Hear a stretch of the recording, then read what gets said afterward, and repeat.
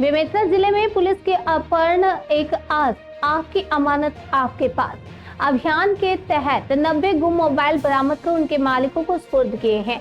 इस खास अभियान को पुलिस महानिरीक्षक दुर्ग रेंज राम गोपाल गर्ग, एसपी बेमेतरा रामकृष्ण साहू और अन्य वरिष्ठ अधिकारियों के निर्देशन में चलाया गया। साइबर सेल ने CEIR पोर्टल पर दर्ज शिकायतों और गुम मोबाइलों का विश्लेषण कर ये बड़ी सफलता पाई है। बरामद मोबाइलों की कुल कीमत करीब 13,50,000 रुपए है।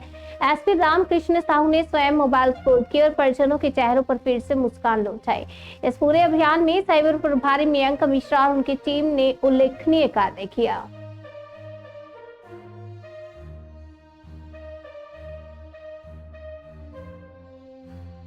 मैं रंजय गायकवाड़ नवागढ़ शामली से हूँ, बेमेतरा जिले से।